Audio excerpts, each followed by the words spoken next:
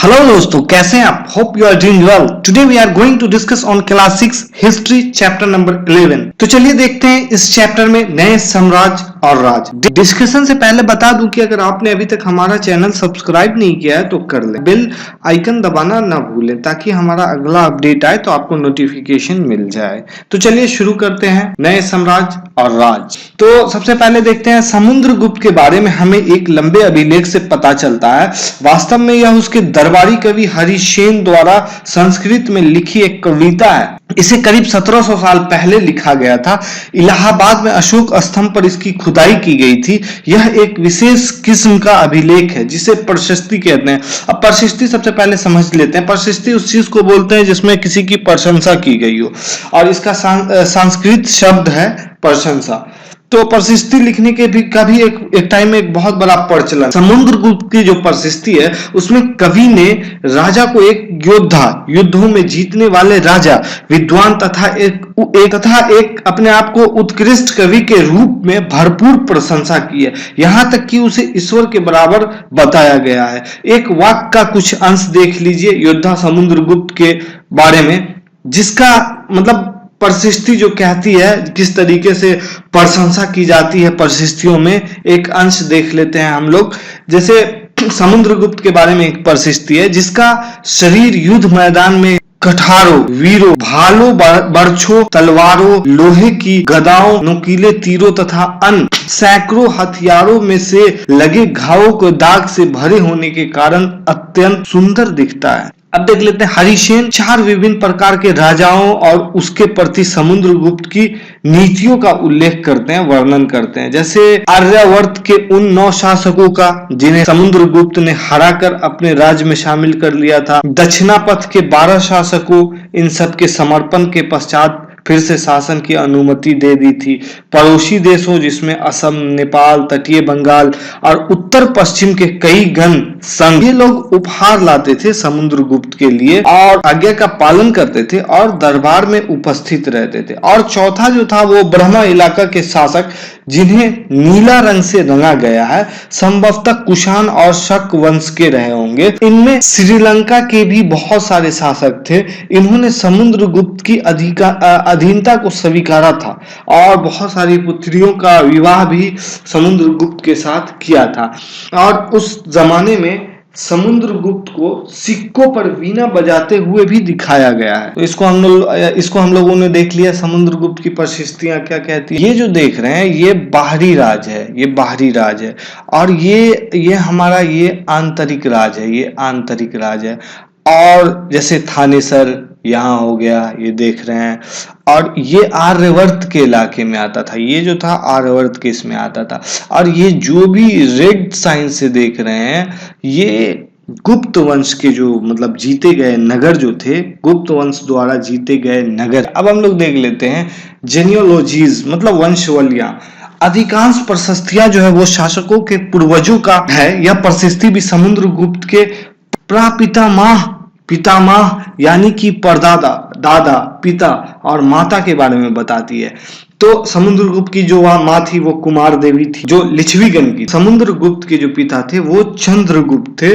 गुप्त वंश के वो पहले शासक थे जिन्होंने महाराजाधिकार जैसी बड़ी उपलब्धि धारण की। समुद्रगुप्त ने यह भी उपाधि धारण की। उन दादा और परदादा का महाराजा के रूप में उल्लेख है। धीरे धीरे वंश का महत्व और ज्यादा बढ़ता चला गया। समुद्रगुप्त के बारे में हमें उनके बाद के शासकों जैसे उनके बेटे चंद्रगुप्त द्वितीय की वंशावलियों से भी जानकारी मिलती है। अभिलेखों और सिक्कों से भी पता चलता है उन्होंने पश्चिम भारत में सैन्य अभियान में अंतिम शासकों को परास्त किया। बाद में समुद्रगुप्त के बारे में ऐसा विश्वास किया जाने लगा कि उनका दरबार विद्वानों से भर गया था।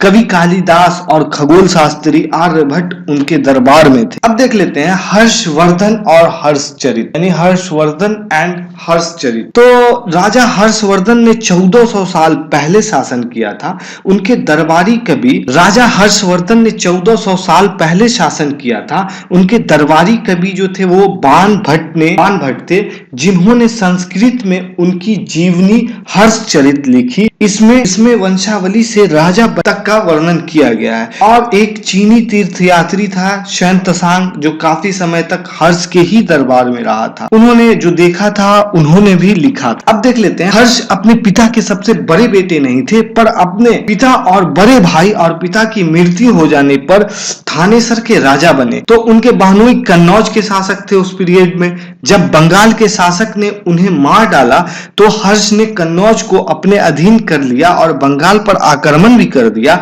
मगध तथा बंगाल को जीतकर उन्हें पूर्व में जितनी सफलता मिली, पूर्व में बहुत सफलता मिली। जब नर्मदा नदी को पार कर दक्कन की ओर आगे बढ़ने की कोशिश की, तब चालुक्य, नरेश, पुलकेशिन द्वितीय ने उन्हें रोका। अब जान लेते हैं हम लोग पल्लव, चालुक्य और पुलकेशिन की परिस्थितियां क्या। तो इस काल में पल्लव और चालुक्य दक्षिण भारत के सबसे महत्वपूर्ण राजवंश थे। पल्लवों का राज उनकी राजधानी कांचीपुरम के आसपास के क्षेत्रों से लेकर कावेरी नदी के डेल्टा तक फैला हुआ था, जबकि चालुक्यों का राज कृष्णा और तुंगभद्रा नदियों के बीच में था। चालुक्यों की राजधानी ऐहोल थी। यह प्रमुख व्यापारिक केंद्र था उस पीरियड में। धीरे धीरे धार्मिक केंद्र भी बन गया था, जहां कई मंदिर थे। पल्लव और चालुक्य एक दूसरे की सीमाओं का अतिक्रमण तथा राजधानी को निशाना बनाते थे, जो समृद्ध शहर हुआ करते थे। अब देख लेते हैं हम लोग पुलकेशिन द्वितीय। तो सबसे प्रसिद्ध राजा थे ये। इस बारे में उनकी दरबारी कवि रवि कीर्ति द्वारा रचित परिस्थिति से पता चलता है। सबसे प्रसिद्ध राजा। अब देख लेते हैं हम लोग पुलकेशिन द्वितीय के बारे में। सबसे प्रसिद्ध राजा थे, इस बारे में उनके दरबारी कवि जो थे रवि कीर्ति द्वारा रचित एक परिस्थिति से पता चलता है। इन्होंने अपने चाचा से यह राज प्राप्त किया था। रवि कीर्ति के अनुसार उन्होंने पूर्व तथा पश्चिम दोनों समुद्र तटीय इलाकों में अपने अभियान चलाए थे। इसके अतिरिक्त हर्ष को भी आगे बढ़ने से इन्होंने ही रोका था। और इन्होंने, बहुत ही पॉपुलर चीज है कि उस पीरियड में पल्लव के राजा पर भी इन्होंने अतिक्रमण किया था और उन्हें कांचीपुरम की दीवार के पीछे शरण लेनी पड़ गई थी। पर अल्पकालीन विजय थी ये इनकी। लड़ाई में दोनों वंश दुर्बल होते चले गए। पल्लवों और चालुक्यों को अंततः राष्ट्रकूट तथा चोलों ने समाप्त कर दिया था। अब देख लेते हैं कि how where these kingdoms administered, मतलब इन राज्यों का प्रशासन कैसे चलता था। एक्चुअली में राजाओं के लिए भूमि कर सबसे महत्वपूर्ण कर था, क्योंकि इसी से उनको अच्छा खासा पैसा आता था। तो प्रशासन की प्राथमिक इकाई गांव थी, लेकिन धीरे धीरे कई नए बदलाव किए गए। जैसे राजाओं ने आर्थिक, सामाजिक और राजनीतिक या सैन्य शक्ति रखने वाले लोगों का समर्थन जुटाने के लिए कई स्टेप उठाए। अब एग्जाम्पल के तौर पे देख लेते हैं। कुछ महत्वपूर्ण पद थे, जैसे प्रशासकीय पद जो थे वो अनुवांशिक बन गए, अर्थात बेटे अपने पिता का पद पाते थे। जैसे कवि हरिसेन अपने पिता की तरह महादंड नायक अर्थात मुख्य न्यायाधीश अधिकारी बने थे। कभी कभी एक ही व्यक्ति कई पदों पर कार्य करता था, जैसे कि हरिसेन एक महादंड नायक होने के साथ साथ कुमारमात्य अर्थात एक महत्वपूर्ण मंत्री तथा एक संधि विग्रहिक अर्थात युद्ध और शांति का भी मंत्री पद वो संभाल चुके थे। और संभवतः वहां के स्थानीय प्रशासन में प्रमुख व्यक्तियों का बहुत बोलबाला हुआ करता था। तो इस तरह की नीतियां कुछ हद तक प्रभावशाली होती थी, लेकिन समय के साथ साथ कुछ व्यक्ति इतने शक्तिशाली हो जाते थे कि अपना स्वतंत्र राज भी स्थापित कर लेते। अब देख लेते हैं हम लोग a new kind of army, मतलब एक नए प्रकार की सेना। तो कुछ राजा अभी भी पुराने राजाओं की तरह एक सुसंगठित सेना रखते थे, जिसमें हाथी होते थे, रथ, घुड़सवार और पैदल सिपाही होते थे। और इनके साथ साथ सेना नायक जो आवश्यकता पड़ने पर राजा को सैनिक सहायता दिया करते थे।